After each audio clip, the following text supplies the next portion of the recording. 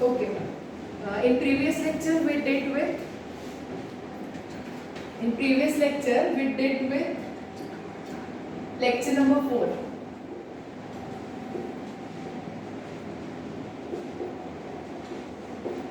Okay. In previous lecture what we did concept of potential difference, right? But potential energy. Now you have to discuss or you have to derive potential energy का standard formula for electric field itself. We already did with this in 11th standard. क्या था वो? Coulomb's force was 1/4 pi epsilon naught for both the charges q1 q2 upon r square, right? For electric field we have derived equation 1/4 pi epsilon naught q1 upon r square. Means यहाँ पे in first half both charges r square, electric field single charge r square. Similarly, potential energy and potential we have derived potential energy का equation that is 1/4 pi epsilon naught q1 q2 by r. Okay, यहाँ पे instead of r square it will be r. And potential का equation 1/4 pi epsilon naught जिसके वजह से potential है ये होगा q upon r. So it was equations for different force, electric field, potential energy and potential. Now we have to derive potential energy का same equation this year. Okay, so we should start. See, potential energy means you have to put some work done. Work done किसके लिए? You have to bring the charge from one point to other point. So for this I am taking one example. Say this is your O point where my charge plus Q is situated. Okay. Now I am taking any two random points. Say your first point is A and your second point is B. Okay. So your A point is at separation R1 and your B point is at separation R2, right? So R1 and R2 are the separations of point A and B, in which I am taking any intermediate step. Intermediate step means if your point has shifted by this distance and I am taking a test charge Q0 here. Bring a test charge here.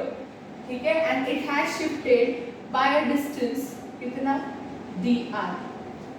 Okay, तो in presence of electric field, किसका electric field है? Charge plus Q का. Q is surrounded by its own electric field, which is three-dimensional electric field, and in which you have to bring a charge. Means इसके field में दूसरा charge हमें लाना है कितने डिस्टेंस पे? कुछ A पे लाना है मुझे. ठीक है, तो इसके लिए अपना इक्वेशन क्या होगा? ये हमारा एक्सपेक्टेशन है. We try and solve this. Before that, we'll just discuss what is the electric field direction. See, lines of forces. We are interested in bringing the charge Q0 from infinity to here, or it need to shift by a smaller displacement from this point to this point by a displacement dr. तो charge अपना means your charge is coming towards Q and electric lines of forces or field is bombarded onto the charge in this direction. So this may be direction of electric field. So we can show in this way. Electric field in towards charge Q0. Okay, and charge is coming in this direction. So if I want to show a unit vector for displacement of charge, it will be something like this. R0 cap, I am showing it for Q0. It may be the displacement of this. It is a direction shown for the displacement of charge towards Q. Okay, it is coming nearer to your original charge which is situated at point O. So see here clearly your E, electric field intensity and your displacement of charge for work done, both are oppositely directed. Your electric field का direction will be the same direction for force. we have already discussed this point in 11th standard. Whatever the direction of electric field, that will be same for force. तो जिस direction में electric field होगा उसी direction में अपना force work होगा. तो force का direction and this are not vector का डायरेक्शन जो डिस्प्लेसमेंट बता रहा है चार्ज क्यू नॉट का, दोनों अपोजिट डायरेक्शन में वर्क हो रहे हैं. तो two vectors working from same point and oppositely directed. Can I show it by negative sign? So here you can use negative sign for indicating both the vectors are working in opposite direction. Okay. तो हमें निकालना क्या है, potential energy. We try and solve for that. तो potential energy के लिए मुझे पहले तो स्मॉल वर्क डन को निकालना होगा. स्मॉल वर्क डन किसके लिए, ये small charge q naught is just shifted from here to here by displacement di against the force F bar, okay, which is provided by your original charge q. So can I write dw as F bar dot dr bar, F bar dot dr bar. और इसका further explanation क्या होगा, dot product solve करोगे तो dw बराबर F dr cos theta. But यहाँ पे theta आप देख सकते हो कितना है, थीटा 180 डिग्री. तो नेगेटिव साइन का एक्सप्रेशन समझ गए. अगर दो वेक्टर्स अपोजिट डायरेक्शन में तो 180 डिग्री एंगल बन रहा है. cos 180 इज -1, तो इट इज नेगेटिव. तो dw की value small work done for bringing a charge from one point two other point in a field bye displacement dr in a field of q is given by -f dr. Is it clear? So this is your equation number 1. Okay. Now once I got dw ka value, this is dw, but I need to write force also. So what is the force? You can use Coulomb's law here. There are two charges are separated by some separation. I am taking a separation r. Say initially your charge q naught from your original charge q was at distance r. ये distance कुछ r लेते हैं, छोटा r. ठीक है. तो I am writing this force by Coulomb's law और applying Coulomb's law to a given condition. We can write this as F bar की वैल्यू लिखते हैं. एफ बार बराबर कितना, 1/4 pi epsilon naught. If moreover I am keeping both the charges in free space, so ये बनेगा epsilon naught. If you are keeping in any medium it will be epsilon. You can change. ठीक है. 1/4 pi epsilon not into product of two charges, which two charge q and q naught. तो क्या होगा ये q naught upon r square. इनमें separation originally ये क्या होगा, से हम टेकिंग दिस एज छोटा r, तो ये बनेगा r का square into this is what magnitude and direction, किस डायरेक्शन में आ रहा है ये, तो ये बनेगा r naught cap. Right. Charge किस डायरेक्शन में आ रहा है, r नॉट कैप. फोर्स उसके डायरेक्शन में लग रहा है, अपोजिट डायरेक्शन में वर्क हो रहा है. तो can I show this by negative sign, -1/4 pi epsilon naught q naught by r square into r naught cap. तो अभी तो है ये, समझ गए. तो यहाँ पे हमें करना क्या है, we have to keep f का वैल्यू इन अबव इक्वेशन. ठीक है. ऑलरेडी ये नेगेटिव साइन हमने ऑलरेडी कर रखा है यहाँ पे. ठीक है. तो ऐसे बहुत सारे dr डिस्प्लेसमेंट बना के अगर अपना charge initially it was here and I need to bring this charge here. ठीक है. means उसकी initial position was r2 and final position is r1. तो your charge is moved from B to point A. तो what will be its final location from charge Q is r1. ठीक है. but limits यहाँ पे क्या है, initial limit was r2, final limit is r1. for this distance B to A, we have small displacement from which I am taking smaller displacement, that is dr. तो ऐसे small dr बहुत सारे होंगे. तो there are n numbers of small displacement are done by charge q naught between the path B to A. And as I have explained in mechanics the concept, while you are calculating a work done from final to initial position या initial to final position, whatever may be the value, it is independent of path followed by the object. while you are tracing the path, एक object यहाँ से उठ के यहाँ आ रहा है तो वो ऐसे जा रहा है, ऐसे जा रहा है, ऐसे जा रहा है. It is independent for calculation of work done. So we are tracing a path and path क्या है B to A तक जा रहा है. तो ऐसे छोटे छोटे छोटे छोटे dr बनाते जा रहा है. तो वहाँ पे हमें करना क्या है, टोटल वर्क डन निकालना है. तो टोटल वर्क डन W को निकालना होगा.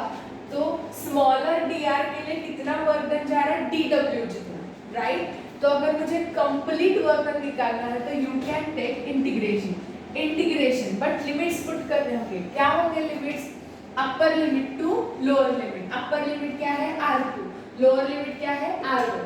कहाँ से उठाना है, B से. कहाँ लाना है, A तक. B कहाँ पे है, R2 पे. A कहाँ पे है, R1 है. तो what are the limits, from the limits R2 to R1, right. Now substitute क्या है, F बार डॉट dl. ठीक है, यहाँ पे क्या हुआ, W बराबर, ये क्या हुआ, integration R2 into R1.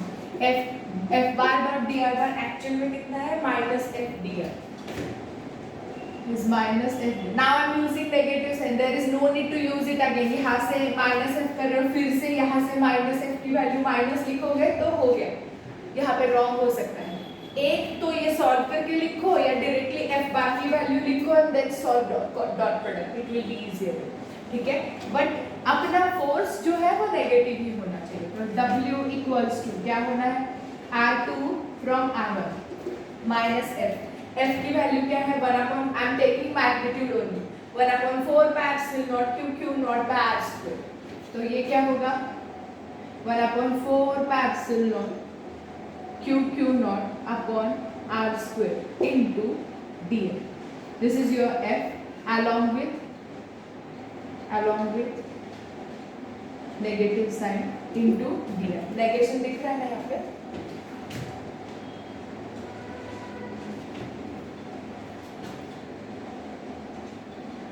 It's minus, right? Minus 1/4 pi epsilon naught q naught by r square into dr. This is what work done. Now you have to solve this integration, and integration के rules सबको अभी पता है 11th standard में. 1/4 pi epsilon naught is constant. Take out from integration q naught till you are not changing the values of charges. It will be constant. Now what is changing? R is changing. ना you are changing the location or position of object. तो B to A move करवा रहे हो, and with respect to dr, तो we can integrate it easily. So integration करते हैं इसका. तो ये क्या होगा, W equals to negation come out from integration along with the constant. Constants are q naught upon 4 pi epsilon naught. Integration of what remains, 1/r square into dr, right?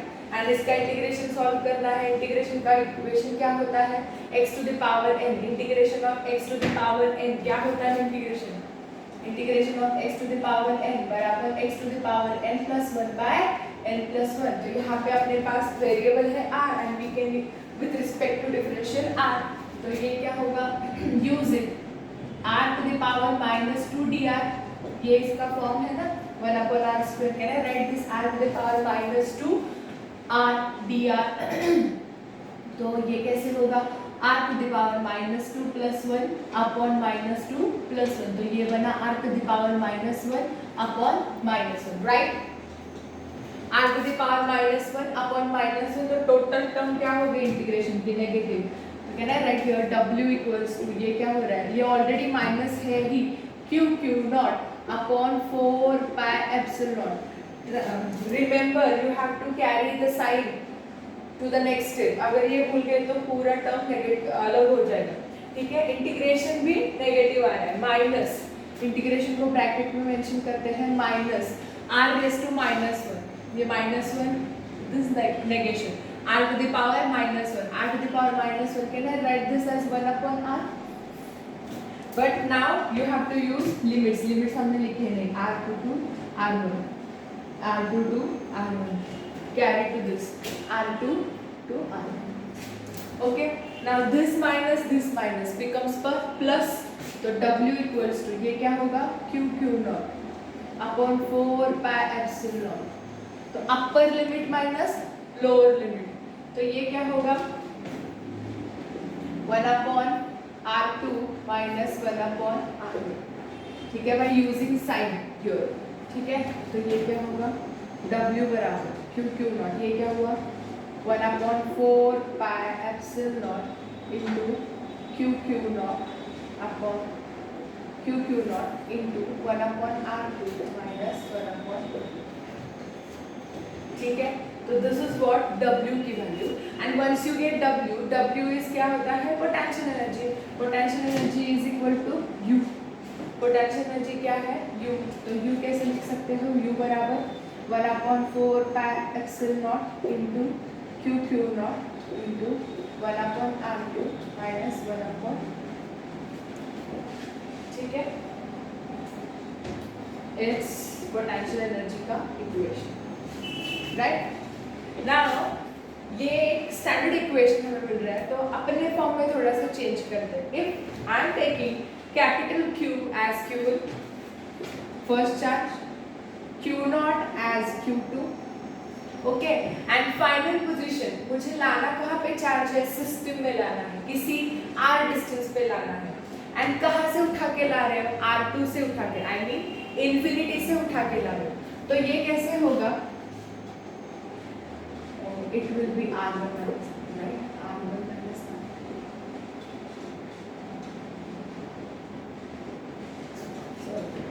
R1 कहाँ तक लाना है, A पॉइंट तक. तो A point का distance I am taking R1 बराबर R. And for bring your charge from infinity, तो infinity का डिस्टेंस मीन्स इनिशियल पोजीशन क्या होगा, R2 बराबर इन्फिनिटी आई एम टेकिंग. तो ये कुछ इक्वेशन ऐसे बनेगा, U equal to 1 upon 4 pi epsilon naught into Q क्या है, Q1 है, Q नॉट क्या है, Q2 है, इंटू 1 upon R1 क्या है, R है, minus 1 upon infinity. Anything divided by infinity becomes 0. तो इक्वेशन क्या होगा यहाँ पे, U बराबर 1 upon 4 pi epsilon not Q1 Q2 by R. Clear? So this is what potential energy का equation, and that is exactly we have derived in 11th standard. 1 upon 4 pi epsilon naught Q1 Q2 by R. This is what potential energy of system of charges. Why I have taken this R2 as infinity? See, this is convenient option. Final position जो है is arbitrary at larger distances and will take larger distance as infinity. तो हमेशा जब system of charges आप explain कर रहे हो, तो you have to explain like this, bring your charge from where, from infinity. तो इन्फिनिटी से वो charge, if it is for limited boundaries, अगर उसी सिस्टम में चार्ज को मूव करना है तो limits will be some different values. But यहाँ पे जनरलाइज इक्वेशन करने के लिए हम कन्वीनियंटली ये यूज कर रहे हैं for to get zero potential point. And zero potential point, I am coming to that point, what is zero potential. But zero potential point को अगर यूज करना है तो इन्फिनिटीज में जीरो पोटेंशियल पॉइंट, राइट. तो you have to bring your charge from infinity. तो my first position was infinity and कहाँ पे लाना है, कुछ r डिस्टेंस पे. तो ये जनरलाइज कर दो R1 एज R. ठीक है, तो it will be 1 upon 4 pi epsilon naught both charges Q1 Q2 by R. अगर पोटेंशियल एनर्जी को मुझे कैलकुलेट करना है तो you have to count both the charges. Okay, both charges are involve for calculation of system की potential energy. System में कितने charges, right. तो you can not ignore any charge in the system, you have to count all the charges. ठीक है, this is potential energy का equation. I am quickly explaining it again. See, O point पे अपना charge, initial charge है capital Q, वहाँ पे this charge is going to create electric field. Now I am taking two different points, point B and point A. This is my initial point, this is my final point, which is at separation R2, this is at separation R1. Now you have to bring your charge from point B to point A. In between this I am taking a intermediate step, that is displacement, that is small displacement for test charge Q naught. So your Q naught is shifted from this point to this point by a displacement dr in the direction of R naught cap, which is towards charge Q. Whereas this charge providing electric field intensity away from the Q naught, means towards Q naught. So that is E bar, towards Q naught, and whatever the direction of E field, that will be the force. So F bar and R naught cap both are oppositely directed. so the sign negative is, ठीक है. And surely when your charge is entering in any charge other charge का field, so ultimately it experiences what? Electric field. So it experiences electric field and it experiences electric force. Once the force is experienced against that force, the charge is moving further by giving a displacement, so there must be a work done. So you have to calculate that small work done because the displacement is small by a texture. तो dw बराबर f into dr bar, f bar dot dr bar, right? तो ये f bar dot dr bar solve करोगे तो 180 से या oppositely directed, so it is f minus f into dr. f bar की value तो नेगेशन के साथ लिखो क्योंकि यहाँ पे I am explaining unit vector also. There is no need to take this negative sign again into this. एक ही बार यूज करो, एक तो a एक तो a, ठीक है. f bar is equal to minus 1/4 pi epsilon q q naught by r square into r naught. This is a vector for magnitude and the direction. So for to get complete potential energy, you have to find out complete work done, and for complete work done, you have to consider all small dw between b to a. So take integration of dw f bar dot dr bar. Substitute here, apply this, calculate this integration, and you will get this final value. Okay, make the general statement for bringing charge from infinity to some distance r from the given charge. So I am taking two charges q1 and q2 at separation r and is brought from infinity. So ultimately your potential energy का equation is 1/4 pi epsilon q1 q2 by r square. This is the final result. Okay, understood? Understanding what's happening here? Okay. Then next point is concept of potential. See, we did concept of potential energy. Now we have to discuss concept of potential और potential difference. जब कभी भी Ohm's law की बात कर रहे हो तो आपको लिखना है potential difference या PD. एंड जब कभी भी इलेक्ट्रिक फील्ड की बात कर रहे हो तो we have to write potential. Okay, और वही है potential difference और potential. Potential means what? हम बार बार बोलते हैं इस बंदे में पोटेंशियल है. Potential means some strength, some energy. तो how you going to discuss the potential? किसका पोटेंशियल है? एनीवे. तो ये पोटेंशियल है किसका? चार्ज का. इलेक्ट्रोस्टैटिक्स, इलेक्ट्रिक स्टैटिक चार्ज की बात कर रहे हैं तो उसका ही पोटेंशियल होगा. तो ये चार्ज के पास कितना पोटेंशियल है, वो पोटेंशियल किन चीज़ों पर डिपेंड है, ये हमें डिस्कस करना है. तो उसके लिए हमारे पास अब तक हमारा जो इन्वेंशन है या जो डेरिवेशन चल रहा है, तो we have reached to this point. We have reached to potential energy. क्या है? 1/4 pi epsilon naught q naught upon r. ठीक है, this is your potential. Now anyway we have to find potential का equation by this. ठीक है, so can you write this equation as 1/4 pi epsilon naught into q1 into q2? Yes, we can write. और दूसरा वे कैसे हो सकता है? 1/4 pi epsilon naught into q2 by r. This is also correct.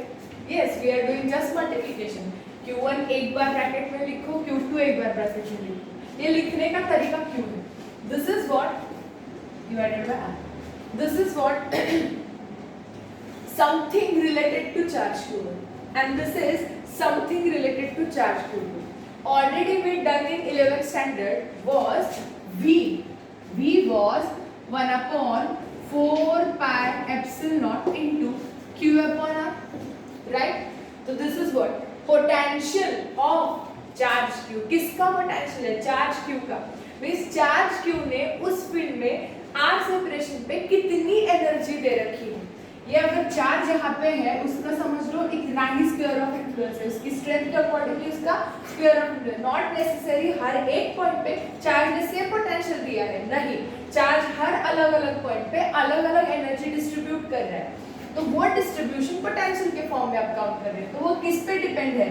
उस medium ने उसको कितनी परमिशन दे रखी है, चार्ज का स्ट्रेंथ कितना है. जितना चार्ज बढ़ाओगे, लाइक 50 कूलम का कुछ अलग फील्ड होगा, 50,000 कूलम का कुछ अलग फील्ड होगा. तो हर अलग अलग चार्ज के स्ट्रेंथ पे उसकी एनर्जी मींस अल्टीमेटली उसका उसका पोटेंशियल डिपेंड करेगा एंड कितने डिस्टेंस पे।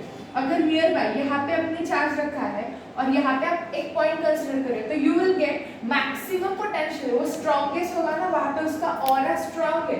And when I am moving away, इसके लिए मैंने 11th में एक एग्जांपल भी बताया था, जैसे if I am taking a candle here and this is a flame, candle का फ्लेम, तो if insect is coming to the candle flame, when is reaching near and near to the candle flame, the insect is feeling more and more heat and when insect is moving away तो field will gonna decreases, तो potential gonna decreases. तो वही है, जितना नजदीक are जितना कम होगा उतना पोटेंशियल बढ़ते जाएगा। But yes, it surely depend on two one factor, strength and the separation. तो something related to this 1/4 pi epsilon naught q upon r, 1/4 pi epsilon naught q1 upon r. So can I write this as potential of charge q1? So this is v1 and this is potential of charge q2. तो can I write this as v2? समझ रहे हो? तो ये कैसे होगा? u equals, ये क्या है? v1 potential of charge q1 at कितना separation r into q2, right? और ये कैसे है? दिस इज q2, तो this is potential of charge q2 at कितने सेपरेशन पे? r सेपरेशन पे into q1, राइट? तो this is how you can write potential energy. तो पोटेंशियल एनर्जी देखो क्या हो रही है, v into charge, v into charge, ये है w, v into चार्ज। तो यहाँ पे अगर डिफरेंट पोटेंशियल है, पोटेंशियल डिफरेंस की बात करनी है, तो change in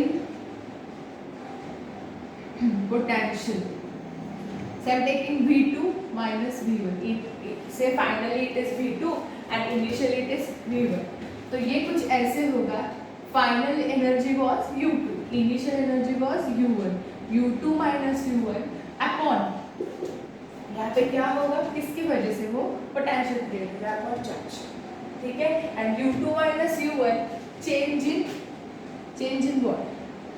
change in pe upon q and change in pe, change in potential energy, ये क्या होता है? Work done, right? Work done by charge. And यही जो है change in potential is nothing but delta v, is nothing but delta v या कोई pd, potential difference. तो work done upon charge is nothing but potential. यही तो अपना basic definition है जो हमने 8th स्टैंडर्ड से पढ़ा है। क्या है?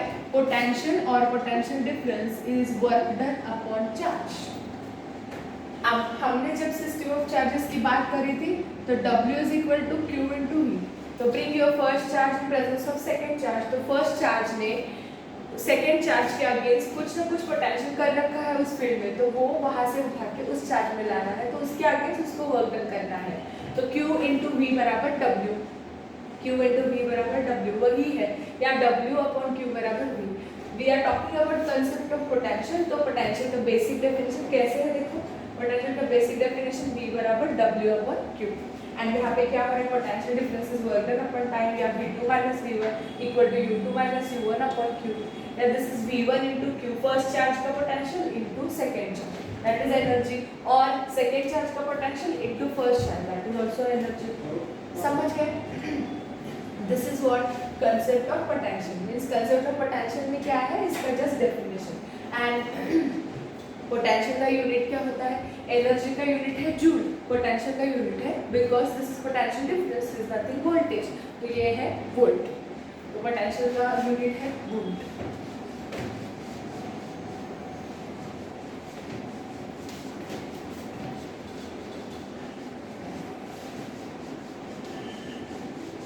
ओके, जैसे सिस्टम ऑफ चार्जेस की बात कर रहे हैं, सिस्टम ऑफ चार्जेस का पोटेंशियल है, सिस्टम ऑफ चार्जेस का पोटेंशियल एनर्जी है। तो I need to explain one more concept that is zero potential. क्या है कंसेप्ट ऑफ जीरो पोटेंशियल?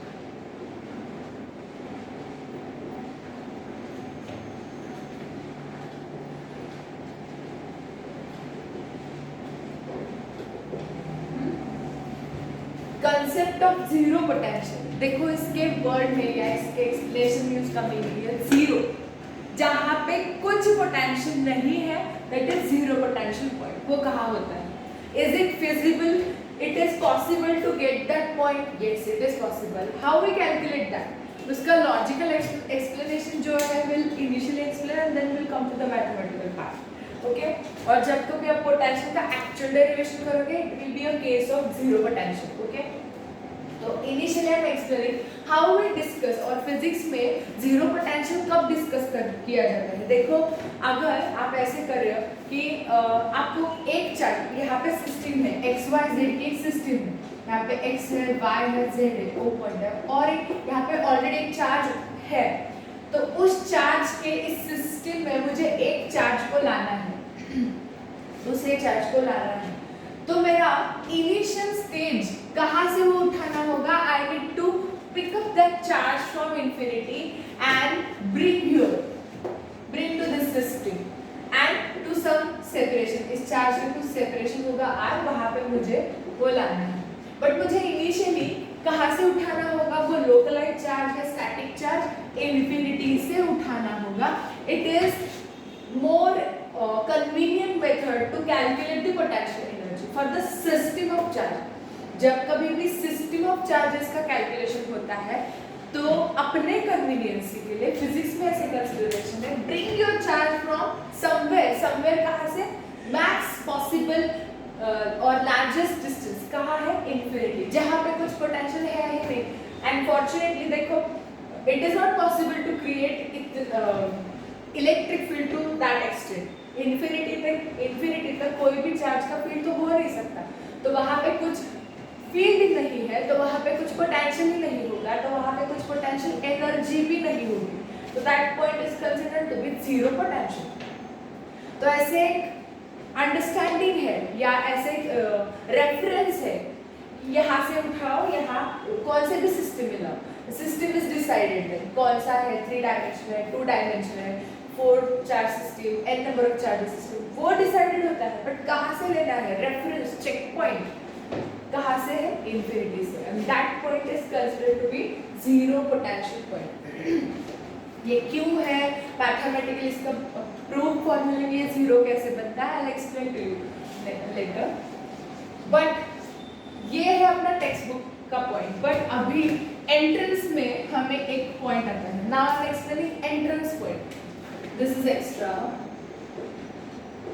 इस डेरिवेशन की थ्योरी के लिए या अपने बोर्ड एग्जाम के लिए कोई जरूरत नहीं है, but just check that. I think we have already solve this point for same electric. Now I am explaining for zero potential point और जीरो चार्ज सिस्टम। अगर सिस्टम का पोटेंशियल जीरो बने तो कब वो जीरो होगा? अभी हमने एक्सप्लेन किया कि concept of zero potential, but I have explain it for reference. कहाँ से लाना है? For that point it is zero, then further